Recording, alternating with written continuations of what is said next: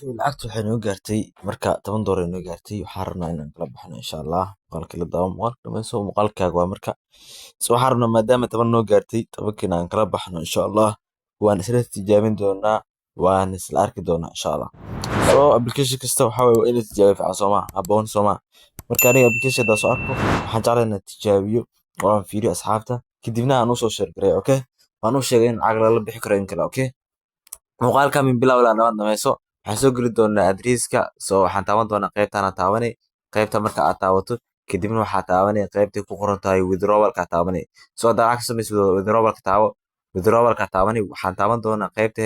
may balance ya taabtay balance mise waa 11 doolar Soomaa 11 doolar bar ku jirto waxaan taaban doonaa qaybtan kale withdraw qoran tahay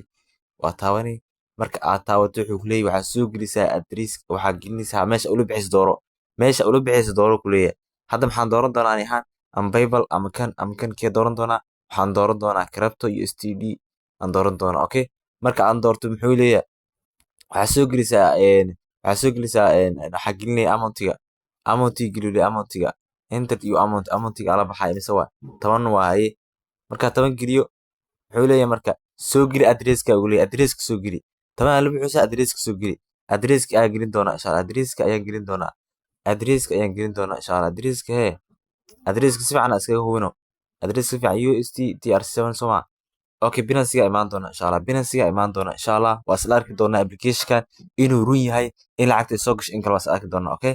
adresska lacagta ula bixi Soomaa koobi soo dhaw marka waxaa la bixi doonaa USDT kadibna waxaa ka dooran doonaa TRC20 kadibna waxaa soo dhigi doonaa koobi marka soo qaado waxaan gelin doonaa qaybtaan gelin doonaa qaybtaan geli oo baas ku leh waxaan ku doonaa baas sawjidaan sidoo jad baas ya ku dhahay sawjida hadda sawjidaan waa ka amountiga waxaa leeyahay request lacagta hadda waa la baxay sawjidaan hadda lacagtii waa la baxnay oo waan sugi doonaa insha Allah hadda maxay ku jirtaa bendina ku jirtaa bendi lacagtu way soo gaari doontaa insha Allah request ku jirtaa insha Allah waa isla arki doonaa markii lacagtii soo gaarto meesha soo gasho insha Allah waa isla arki doonaa saaxiibayaal insha Allah muuqaalka boos aadi doonaa waa sugi doonaa ilaa iyo adiga waqti qaadato sawjidaan hadda xalli isla markii qof soo galay isla markii meeqa helay sawjidaan waa kaasaa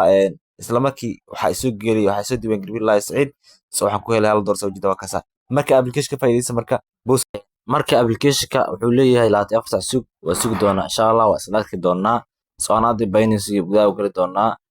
lacagtii ku jirto waa kana dhow isla arki doonaa insha Allah hadii lacagta soo gaarto waa share soo dhigi doonaa hadii soo gaaro weysana waa idin sheegi doonaa insha Allah wax walbina yani jeegreeya jeclaa application soo gaaro inay yani asxaabta la wadaago fahantiin inuu yahay inuu feegiyaa aad u maasantii marka nagu soo biiro saaxiibayaal oo arki doonaa 10kan hadii soo gaarto hadii kala diifi ku noqoto iyo diru noqoto arki doonaa aniga waa la